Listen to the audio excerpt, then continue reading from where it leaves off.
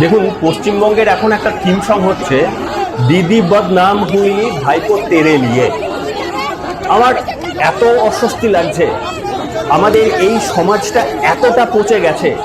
এই তৃণমূল কংগ্রেসকে শুধু চোর বলে কিংবা ডিম চুড়ে বা তাদের নেতাদের গ্রেপ্তার করেই কিন্তু আমাদের সমাজ শুদ্ধ হবে বলে আমার মনে হয় না। আমাকে মাফ করবেন আমার ধৃষ্টতা যদি কোথাও দেখতে পান। আমি প্রথমে বলেই রাখছি, এই টিভিতে যা দেখানো হচ্ছে আপনাদের সামনে, যেভাবে খাওয়ানো হচ্ছে আপনাদের সামনে, আমি সম্পূর্ণ এর বিপরীতে। দেখুন, অভিষেক বন্দ্যোপাধ্যায়, মমতা বন্দ্যোপাধ্যায় দিল্লিতে গিয়েছিলেন। অভিষেক বন্দ্যোপাধ্যায়কে তিনবার নোটিশ পাঠানো হয়েছিল এবং কোর্টের নির্দেশে শেষ পর্যন্ত অভিষেক বন্দ্যোপাধ্যায়কে ভবানী ভবনে সিআইডি দপ্তরে হাজিরা দিতে বাধ্য হয়েছিলেন গতকাল 6টার মধ্যে। এই পর্যন্ত সব ঠিক রয়েছে, কিন্তু পশ্চিমবঙ্গের আকাশে বাতাসে প্রত্যেকটি টিভি চ্যানেলে যেভাবে একমাত্র সমস্ত দায় ভার অভিষেক বন্দ্যোপাধ্যায়ের গায়ে ছেড়ে দিয়ে বাকিরা নিষ্কলঙ্ক হওয়ার চেষ্টা করছেন, এমনকি সংবাদ মাধ্যম, প্রথম সারির সংবাদ মাধ্যমগুলো পর্যন্ত শুধুমাত্র ওই অভিষেক বন্দ্যোপাধ্যায়কে টার্গেট করে এমনটা বলার চেষ্টা করছেন যে এই ছেলেটিই নাকি আমাদের এই 10 কোটি পশ্চিমবঙ্গ, যেখানে হাইকোর্ট রয়েছে, মানে পার্টির উপরেও তো গণতন্ত্র রয়েছে, হাইকোর্ট রয়েছে, প্রেসিডেন্ট রয়েছে, দিল্লি সরকার রয়েছে, তারপরেও নাকি এই একমাত্র ছোড়া সে নাকি আমাদের পশ্চিমবঙ্গকে ধ্বংস করে দিয়েছে এবং এর জন্য শুধুমাত্র এ দায়ী। আমাদের মানে সংবাদ মাধ্যমগুলো এই রকম আপনাদের সামনে খাওয়ানোর চেষ্টা করছে। একটু ভালো করে ভেবে দেখবেন একটা কথা আমার, অভিষেক বন্দ্যোপাধ্যায় যা করেছেন কোনোদিন মানুষ ক্ষমা করবে না এবং তিনি শেষ, রাজনৈতিক কেরিয়ার তার সমস্ত কিছু শেষ এবং তার কঠিন থেকে কঠিনতম সাজা আমরা দাবি করি। কিন্তু আপনারা একটু ভেবে দেখেছেন এই কথাটা? তবু তো অভিষেক বন্দ্যোপাধ্যায়ের নামে 3-4টি এফআইআর ম্যাক্সিমাম কলকাতাতে এবং বাইরের রাজ্যেও হয়ে গেছে, আর যিনি সর্বের সর্বা মুখ্যমন্ত্রী হয়ে আমাদেরকে এই পরিণতি করে দিলেন, একটা এফআইআর হয়েছে, একটা এফআইআর। বলেছিলেন কত বাজে বাজে কথা মনে করাবো আজকের পর্বের মধ্যে, একটা এফআইআর হয়েছে। সংবাদ মাধ্যম বলছে যে অভিষেক বন্দ্যোপাধ্যায়কে তৈরি করলেন ওই রকম একটা মানে নেত্রী, যিনি কিছুদিন আগে পর্যন্ত ভারত বিদ্বেষী কথা বলেছেন। অভিষেক বন্দ্যোপাধ্যায়ের মুখ দিয়ে ভারত বিদ্বেষী কথা শুনেছেন কোনোদিন? মমতা বন্দ্যোপাধ্যায় ক্রমাগত ভারত বিদ্বেষী কথা বলে গেছেন, তাকে বাঁচিয়ে দেওয়ার কোনোভাবে চেষ্টা হচ্ছে। একটা এফআইআর হয়েছে মমতা বন্দ্যোপাধ্যায়ের নামে। লজ্জা, আমাদের সমাজের দর্পণদের লজ্জা। আজকে ধিক্কার জানিয়ে পর্ব শুরু করতে হচ্ছে। শুধুমাত্র এই নয় যে অভিষেক বন্দ্যোপাধ্যায়ের উপর আমার রাগ খানিক কম আছে, মোটেই না, কিন্তু ঠিক জায়গায় আসলে আমরা ফোকাসটা করছি না। নমস্কার, আমি প্রলয়, মাফ করবেন আমাকে যদি কোথাও আপনাদের সঙ্গে আমার দ্বিমত হয়ে থাকে, কিন্তু আজকে বিশ্লেষণটা পুরোটা শুনবেন। অভিষেক বন্দ্যোপাধ্যায়ের সর্বোচ্চ শাস্তি হওয়া উচিত। স্বরাষ্ট্রমন্ত্রী অমিত শাহের বাবা বলেছে, তোর বাপ যদি থাকে ডেকে আন, বা তুই যদি এক বাপের বেটা হোস, এইরকম তুই তোকারি করে তুই যদি এক বাপের বেটা হোস। কার কাছ থেকে শিখেছেন অভিষেক বন্দ্যোপাধ্যায়? এই কালচার কে এনেছিলেন পশ্চিমবঙ্গের রাজনীতিতে? এ তো মমতা বন্দ্যোপাধ্যায় তার পিসি হাতে করে রাজনীতিটা, এই তুই তুকারির কালচার, কোমরে দড়ি বেঁধে ঘোরাবো, রাজনৈতিক থাপ্পড় মারবো, কে বলেছিলেন?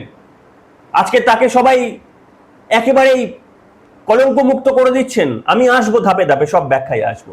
কল্যাণ বন্দ্যোপাধ্যায়ের একটা বক্তব্য শোনাই আপনাদের।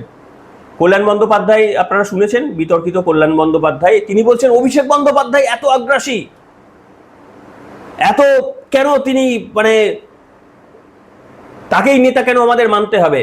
অভিষেক বন্দ্যোপাধ্যায় হয় থাকবে, নয় আমি থাকবো, দিদিকে ঠিক করতে হবে, বলছেন না? আমি শোনাবো আপনাদের সামনে। কিন্তু কিভাবে আপনাকে আমাকে ভুল বোঝানোর চেষ্টা করছে এরা, এবং অভিষেক বন্দ্যোপাধ্যায়কে গালি দিয়ে প্রত্যেকেই স্কেপবোর্ড করে বেরিয়ে যাওয়ার চেষ্টা করছে, আমি ধরবই। সে আপনাকে, আপনার ভালো লাগুক, আপনি আমাকে ছেড়ে চলে যান, আনসাবস্ক্রাইব করে দিন, আমি এই কথা বলবই।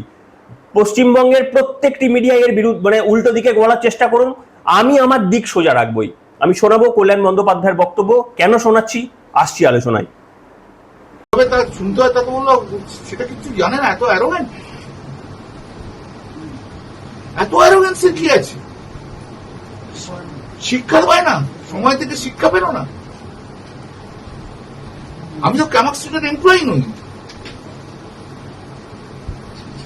আজকে বুঝতে হবে যে ওর জন্য দলটা সর্বনাশ হয়েছে, সেটা যদি না বোঝে তার আর কিছু করার নেই। ওর অ্যাটিটিউড, ওর অ্যারোগেন্স, ও আমি হচ্ছে পশ্চিমবাংলার নাম্বার 1 সৎ পলিটিশিয়ান, আমি বলে দিলাম।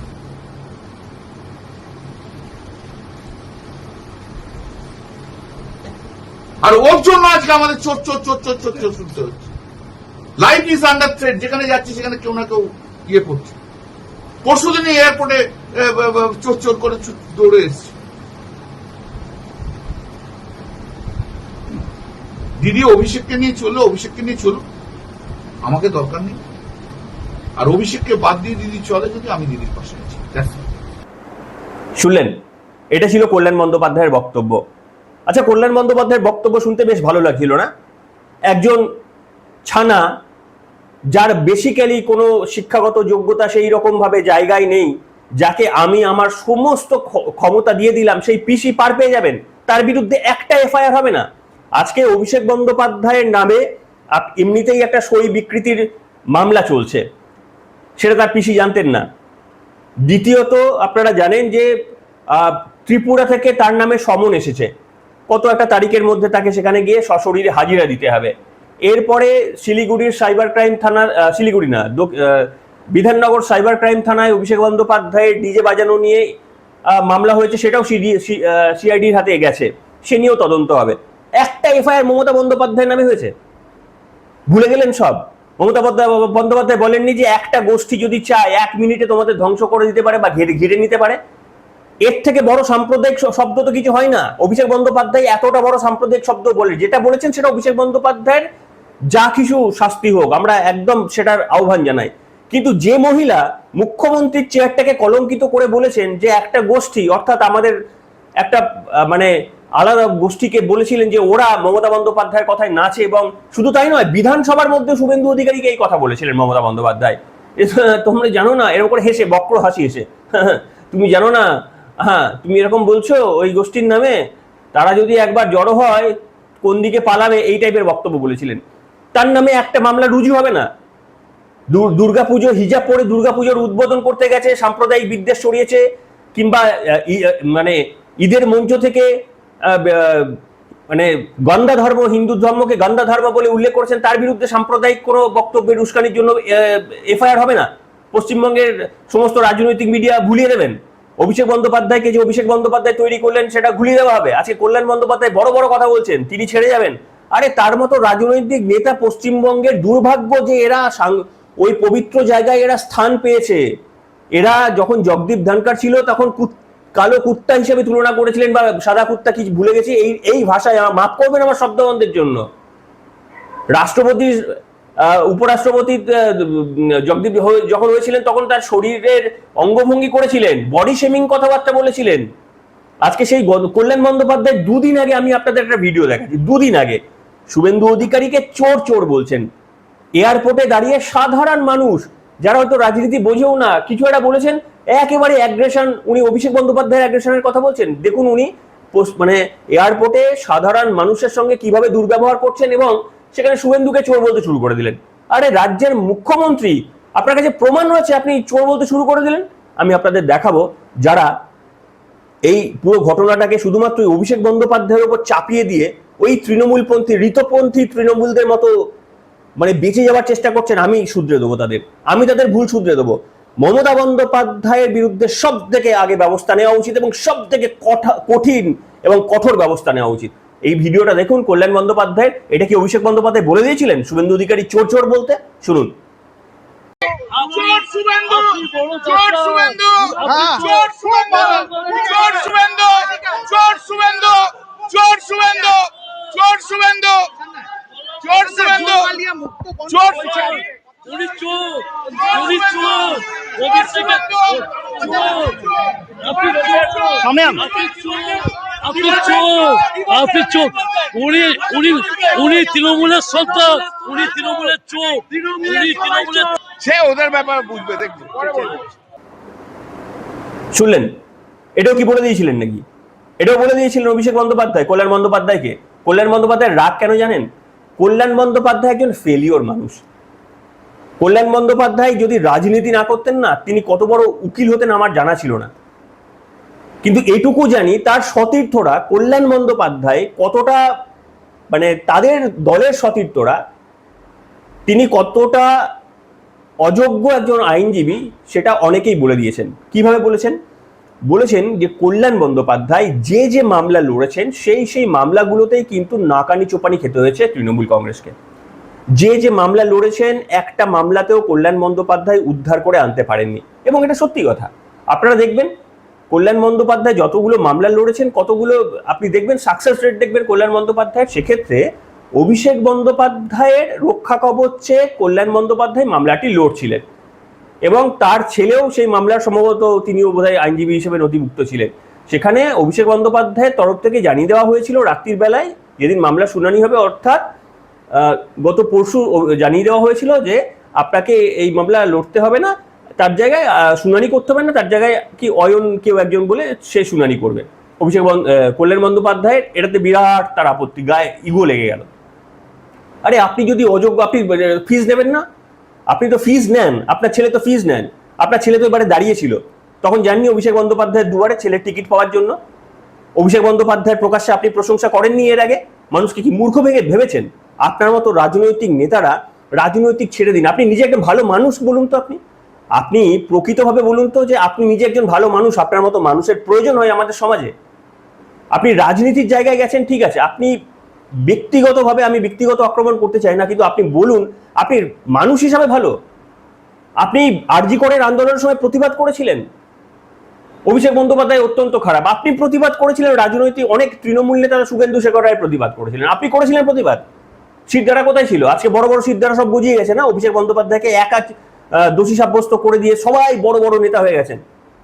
কোথায় ছিলেন আরজি করের সময়? কোথায় ছিলেন মমতা বন্দ্যোপাধ্যায় প্রত্যেকটি রেপ কেসে যখন রেপিস্টদের পাশে দাঁড়াতেন এবং ওই যারা ভিকটিম তাদের পরিবারদের বিরুদ্ধে অশ্লীল বাক্য বলতেন যে ও গার্লফ্রেন্ড ছিল, কিংবা ও আগে থেকেই প্রেগনেন্ট ছিল, একটা নাবালিকাদের সম্পর্কে এই সমস্ত বক্তব্য বলতেন, কিংবা রেপ টেপ তো হয় একটু আধটু, তো জ্বর জ্বালার মতো ব্যাপার, এই ধরনের মন্তব্য বলেছেন, প্রতিবাদ করেছেন কল্যাণ বন্দ্যোপাধ্যায় মমতা বন্দ্যোপাধ্যায় সম্পর্কে।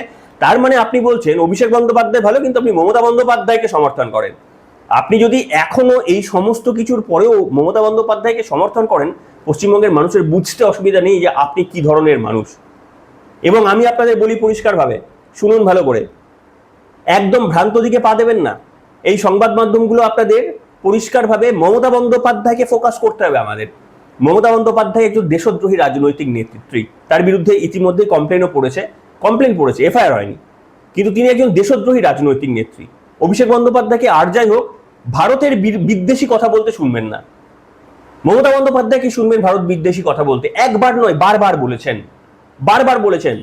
আমার হিসাবে, আমি যদি রাজনীতির একদম অকাখাও বুঝি, মমতা বন্দ্যোপাধ্যায় অনেক বেশি মানে দোষী, দায়ী। তার কারণ সংবিধানের দায়, প্রশাসনের দায় তার উপর ছিল, অভিষেক বন্দ্যোপাধ্যায়ের নয়। তিনি নিজে বলেছিলেন যে প্রত্যেকটি কেন্দ্রের আমি প্রার্থী, তিনি বলেননি মানে হাফ কেন্দ্রে আমি প্রার্থী, হাফ কেন্দ্রে অভিষেক প্রার্থী বলেননি। সমস্ত জায়গায় এমন একটা দিন এসেছিল যেখানে মমতা বন্দ্যোপাধ্যায়ের নির্দেশে অভিষেক বন্দ্যোপাধ্যায়েরও মঞ্চে ছবি রাখা হতো না, শুধু তার ছবি রাখা হতো। মমতা বন্দ্যোপাধ্যায় ফাইল কাটতে পৌঁছে গিয়েছিলেন, অভিষেক বন্দ্যোপাধ্যায় ফাইল কাটার জন্য পৌঁছে যাননি। মমতা বন্দ্যোপাধ্যায় একটা কমিউনিটিকে লড়িয়ে দেওয়ার চেষ্টা করেছিলেন হিন্দু সম্প্রদায়ের সঙ্গে, বলেছিলেন ওরা যদি ঝাঁপিয়ে পড়ে তাহলে তোমাদের অস্তিত্ব থাকবে না। মমতা বন্দ্যোপাধ্যায় হিন্দু ধর্মকে গন্ধা ধর্ম বলেছেন। মমতা বন্দ্যোপাধ্যায় হিজাব পরে থাকতেন, অভিষেক বন্দ্যোপাধ্যায় স্কাল ক্যাপ পরে, খুব কম প্রথম দিকের কয়েকটা ছবি ছাড়া তিনি আর রিসেন্টলি স্কাল ক্যাপ পরতেন না। মমতা বন্দ্যোপাধ্যায় সমস্ত পুরনো বয়স্ক অযোগ্য নেতাদের দীর্ঘদিন ধরে বসিয়ে রেখে দিয়েছিলেন, অভিষেক বন্দ্যোপাধ্যায় তাদের বিরোধিতা করেছিলেন। ফিরহাদ হাকিমের মতো নেতার সঙ্গে অভিষেক বন্দ্যোপাধ্যায় দূরত্ব রচনা করেছিলেন, কারণ তিনি মনে করেছিলেন যে ফিরহাদ হাকিম যোগ্য নেতা নয়। আমি অভিষেক বন্দ্যোপাধ্যায়ের সমর্থনে কথা বলছি না, ভাববেন না।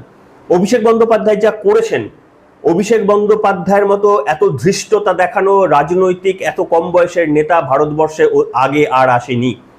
এই বয়সে তুইতুকারি করে কথা, ভুরি দুর্নীতি করার পরেও বুক ফুলিয়ে বলা যে 10 পয়সার আমি দুর্নীতি করিনি, কিংবা অমিত শাহ দেশের প্রধানমন্ত্রী থেকে শুরু করে কাউকে মানামানি নেই, সংসদে গিয়ে এমন একটা আচরণ করতেন দেখে মনে হতেন যে কার্যত তিনি মানে বিজেপির সমকক্ষ কোনো বড় লেভেলের রাজনৈতিক নেতার এবং তার মধ্যে কোনো তফাৎ নেই। এই রকম মানে একজন নেতার চূড়ান্ততম শাস্তি হওয়া উচিত। কিন্তু আমার একটা বক্তব্য, যদি অভিষেক বন্দ্যোপাধ্যায়ের ধরুন 10 স্কেলের মধ্যে যদি অভিষেক বন্দ্যোপাধ্যায়ের শাস্তি 9 হওয়া উচিত, তাহলে ডেফিনেটলি একটা অন্তত শাস্তির লেভেল বেশি হওয়া উচিত এই দুর্নীতিগ্রস্ত মমতা বন্দ্যোপাধ্যায়। যারা সমর্থন করছেন লিখুন আমাকে, আমি আপনাদের সামনে একটা ভিডিও দেখাবো এবার। অভিষেক বন্দ্যোপাধ্যায়ের কাছের লোক পুষ্পা বলেছিলেন ঝুঁকেগা নেই, আপনারা সবাই দেখে নিয়েছেন। আমার কোনো আপত্তি নেই, এই অভিষেক বন্দ্যোপাধ্যায় চুরি দুর্নীতি প্রমাণ হওয়ার পর তাকেও যদি এরকম হাফ প্যান্ট পরে ঘোরানো হয় আমার কোনো আপত্তি নেই। কিন্তু আমার প্রশ্ন হচ্ছে, মমতা বন্দ্যোপাধ্যায়ের নাটক, মমতা বন্দ্যোপাধ্যায় আজকে অভিষেক বন্দ্যোপাধ্যায়কে হাতে করে তৈরি করেছেন, তাকে যদি আড়াল দিয়ে গলিয়ে দেওয়ার চেষ্টা করেন সেটা বড় অন্যায় হবে, সমাজের সঙ্গে বেইমানি করা হবে। এবং সাধারণ মানুষ যারা পশ্চিমবঙ্গের পলিটিক্সটা অনেকটা বোঝেন না, তারা কোথাও গিয়ে মমতা বন্দ্যোপাধ্যায়ের বিরুদ্ধে সফট কর্নার তৈরি হয়ে ভাববেন তাহলে বোধহয় সবটাই অভিষেকই করেছে, মমতা অতটা বোধহয় জানতেন না। একেবারেই ভুল। প্রত্যেকটা নির্দেশ মমতা বন্দ্যোপাধ্যায়ের কাছ থেকে এসেছে, অভিষেক বন্দ্যোপাধ্যায়ের মানে কোনো ক্ষমতা ছিল না নিজে নিজে সিদ্ধান্ত নেওয়ার। আমি আপনাদের দেখাবো পুষ্পার ভিডিও।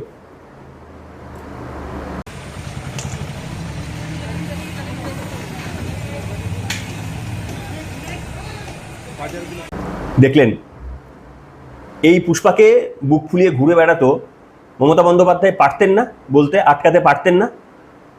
অভিষেক বন্দ্যোপাধ্যায় যখন বলেছিলেন নবান্ন আন্দোলনের পর একজন পুলিশ কোনোভাবে আক্রান্ত হয়েছিলেন, তাকে দেখে এসে বেরিয়ে আসার পর বলেছিলেন যে আমি যদি থাকতাম, যে আগুন লাগিয়েছে বা যে আক্রমণ করেছে তার কপালের এই জায়গায় গুলি করতাম। মমতা বন্দ্যোপাধ্যায় বারণ করেছিলেন সেদিন অভিষেক বন্দ্যোপাধ্যায়কে এইভাবে কথা বলা যায় না, বারণ করেছিলেন মমতা বন্দ্যোপাধ্যায়। মমতা বন্দ্যোপাধ্যায় তো বলেছিলেন যে একদিন গীতা, কোরআন, বাইবেল, ত্রিপিটক ফুরিয়ে যাবে, আমার জীবনী বা আমার কাহিনী শেষ হবে না, বলেছিলেন না একদিন রাজনীতিতে, বলেছিলেন না? অভিষেক বন্দ্যোপাধ্যায়কে এইরকম উদ্ধত্ত দেখাতে, অভিষেক বন্দ্যোপাধ্যায়ের উদ্ধত্তটা অন্য লেভেলের, অপরিণত উদ্ধত্ত। রাজনীতিতে সবাই বুঝতে পারতেন যে রাজনীতিতে তার মানে অভিজ্ঞতা যেহেতু ছিল না, সেহেতু তার বক্তব্যগুলো অনেকটা ইম্যাচিওর কথাবার্তা, যেগুলো টিভির পর্দায় নায়ক হিসাবে অভিষেক বন্দ্যোপাধ্যায়ের এই কথাগুলো জনপ্রিয় হতে পারে, কিন্তু সাধারণ মানুষের জন্য অভিষেক বন্দ্যোপাধ্যায়ের কথাগুলো জনপ্রিয় নয়। আজকে যে মিডিয়াগুলো লাফালাফি করছে, একবার খুলে দেখবেন তো এই 4 তারিখের আগে কিভাবে অভিষেক বন্দ্যোপাধ্যায়ের পাটা চাটতো। অভিষেক বন্দ্যোপাধ্যায়কে আনন্দবাজার সেনাপতি হিসাবে লিখতো। আমি আপনাদের সামনে দেখিয়েছিলাম, অনেক সময় কোটেশনটাও দিত না। এই কোটেশন দেওয়া আর না দেওয়ার মধ্যে অনেক তফাৎ রয়েছে। কোটেশন না দেওয়া মানে আনন্দবাজার নিজে মনে করছে অভিষেক বন্দ্যোপাধ্যায় তৃণমূলের সেনাপতি, আর কোটেশন দেওয়া মানে হচ্ছে এটা তৃণমূল কংগ্রেস যে অভিষেক বন্দ্যোপাধ্যায়কে সেনাপতি বলে উক্তি করে রাখে, সেইটাকে তারা উদ্ধৃতি করছে। আমি আপনাদের সামনে একটি পর্বে, বিগত অনেক পুরনো পর্বে দেখিয়েছিলাম যে অভিষেক বন্দ্যোপাধ্যায়কে সেনাপতি হিসাবে উইদাউট কোটেশন লিখছে আনন্দবাজার। আজকে তাদের গোষ্ঠী সব থেকে বড় গলা করে অভিষেক বন্দ্যোপাধ্যায়কে সব থেকে বেশি দুর্নীতিগ্রস্ত বলার চেষ্টা করছে। আসলে অভিষেক বন্দ্যোপাধ্যায় এখন সব টার্গেট। অনেকে চেষ্টা করছেন অভিষেক বন্দ্যোপাধ্যায়কে সরিয়ে দিয়ে রাজনীতি থেকে অপ্রাসঙ্গিক করে দিয়ে বাকি চোরগুলোকে বাঁচিয়ে দেওয়া। আমি করতে দেবো না, মানে আমার অত বড় ক্ষমতা নেই, কিন্তু আমি এর বিপক্ষে কথা বলে যাব। বাকি সমস্ত রাজনৈতিক দল, ন্যাশনাল লেভেল, স্টেট লেভেল, সবার এর বিরুদ্ধে কথা বলুক, আমি এই পক্ষে কথা বলবো। তাতে যদি মনে করেন যে অভিষেক বন্দ্যোপাধ্যায়ের উপর আমার সব কর্নার রয়েছে, এই ভুল তথ্য যদি আপনাদের মাথায় থাকে, তাতেও আমি রাজি রয়েছি। কিন্তু মমতা বন্দ্যোপাধ্যায় সব থেকে ভারতবর্ষের ইতিহাসে অভিষেক বন্দ্যোপাধ্যায়ের অপরাধ মমতা বন্দ্যোপাধ্যায়ের তুলনায় নগণ্য। সংবিধানের চেয়ারে অভিষেক বন্দ্যোপাধ্যায় বসেননি, মমতা বন্দ্যোপাধ্যায় হিসেবে মুখ্যমন্ত্রী হিসেবে বসেছেন। আজকে সঞ্জয় গান্ধী এবং ইন্দিরা গান্ধীর পরিণতি আপনারা জানেন। সেখানে সঞ্জয় গান্ধী যতটা দোষী ছিল, ইন্দিরা গান্ধীর দোষ আরো বেশি ছিল। সঞ্জয় গান্ধীর কথাই নেচে ইন্দিরা গান্ধীর কি পরিণতি হয়েছিল সেটা জানেন, কিন্তু তার মানে এই না যে সেটা সঞ্জয় গান্ধীর পুরো দোষ। একজন ম্যাচিওর রাজনৈতিক নেত্রী হয়ে আপনি যদি সেই দোষ বা গুণ ধরতে না পারেন, আপনার ওখানে যোগ্যতা ছিল না বসার, আপনি ওখানে বসার জন্য যোগ্য ছিলেন না। আমি কোথাও যদি আমার ধৃষ্টতা এখানে ধরা পড়ে আমাকে মাফ করবেন, কিন্তু বিশ্বাস করুন মমতা বন্দ্যোপাধ্যায়ের শাস্তি সর্বাগ্রে সবার থেকে আগে হওয়া উচিত। শুধু মাথায় রাখবেন, একটাও এফআইআর এখনো পর্যন্ত মমতা বন্দ্যোপাধ্যায়ের বিরুদ্ধে হয়নি। আজকে স্কুলগুলোতে পর্যন্ত টাকা এবং অস্ত্র উদ্ধার হচ্ছে। মমতা বন্দ্যোপাধ্যায় নিজের মুখে বলেছে আগে টিচারদের নম্বর দিত না, আমি নম্বর বাড়িয়ে দিয়েছি। 1 কোটি সারা রাত বলে যেতে পারবো মমতা বন্দ্যোপাধ্যায়ের কীর্তি। তাকে গার্ড করার চেষ্টা করছেন, তাকে সর্বাগ্রে এক্সপোজ করা উচিত, আইনের আওতায় তাকে আগে নিয়ে আসা উচিত। অভিষেক বন্দ্যোপাধ্যায় তো এমনিই যাবে, তার তো এমনি রাজনৈতিক জীবন তাদের খতম। কিন্তু ওই অপরাধ মনস্ক মহিলা একেবারে এই চকলেট খেয়ে অনশন করা থেকে শুরু করে পশ্চিমবঙ্গকে প্রথম দিন থেকে বোকা বানিয়ে টাটার মতো ইন্ডাস্ট্রিকে তাড়িয়ে যিনি এসেছেন, তাকে যারা ক্ষমার চোখে দেখছেন বা তাকে যারা ইগনোর করছেন, সেই ইগনোরেন্সটাও মমতা বন্দ্যোপাধ্যায়কে এই মুহূর্তে ইগনোর করে যাওয়াটাও একটা মমতা বন্দ্যোপাধ্যায়ের কাছে ক্ষমা স্বরূপ, এবং আপনারা অপরাধ করছেন। সবাই ভালো থাকবেন। যদি সহমত হন লিখবেন, আর দ্বিমত হলেও লিখবেন। এখনকার মতো এখানেই।